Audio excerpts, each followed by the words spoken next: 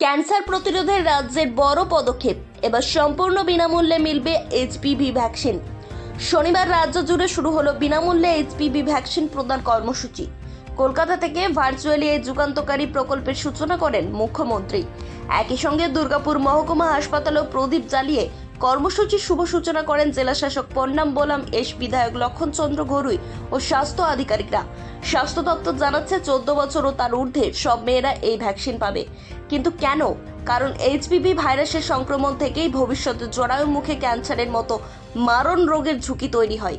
এই ভ্যাকসিন সেই ঝুঁকি অনেকটাই কমিয়ে দেবে। জেলা হাসপাতাল, মহকুমা হাসপাতাল থেকে গ্রামীণ হাসপাতাল সব জায়গাতেই মিলবে এই জীবনদায়ী ভ্যাকসিন। শুধু পশ্চিম বর্ধমান জেলাতেই টার্গেট 32,000 মেয়েকে সুরক্ষিত করা।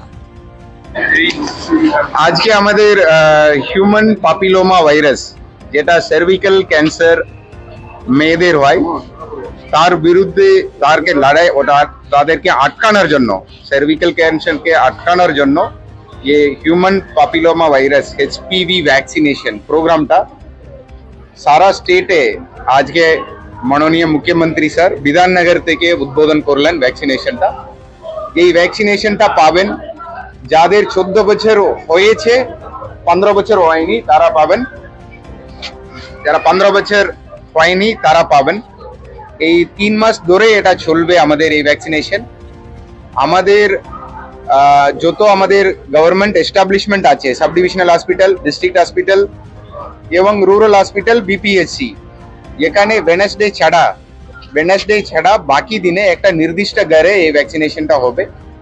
প্রায় আমাদের টার্গেট আছে 32,000 মেয়েরা সারা জেলাতে এই ভ্যাকসিনেশনের জন্য এলিজিবল।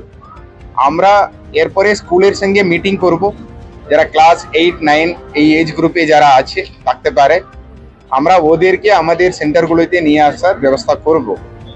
তারপরে 3 মাস পরে এটা রুটিন ইমিউনাইজেশনে ঢুকে যাবে।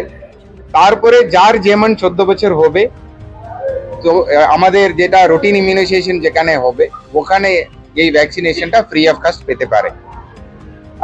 এটা আমাদের সিএমও সাহেব আছেন, মাননীয় বিধায়ক মহাশয় লক্ষণ গোরাই মহাশয় আজকে আমাদের দুর্গাপুর সাব ডিভিশনাল হসপিটালে এসেছেন, ওনাকে ধন্যবাদ জানাচ্ছি।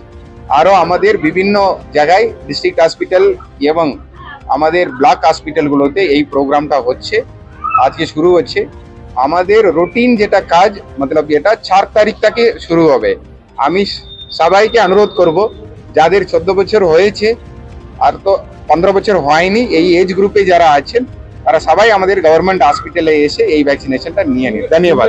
প্রধানমন্ত্রী নরেন্দ্র মোদী জিকে, স্বাস্থ্যমন্ত্রী নাড্ডা জিকে, পশ্চিম মাননীয় মুখ্যমন্ত্রী শুভেন্দু অধিকারী আজকে তিনি উদ্বোধন করেছেন এইচপিভি টিকাকরণ। সারা বাংলায় প্রায় 335 স্থানে এই ধরনের টিকাকরণের কাজ উদ্বোধন হয়ে গেল।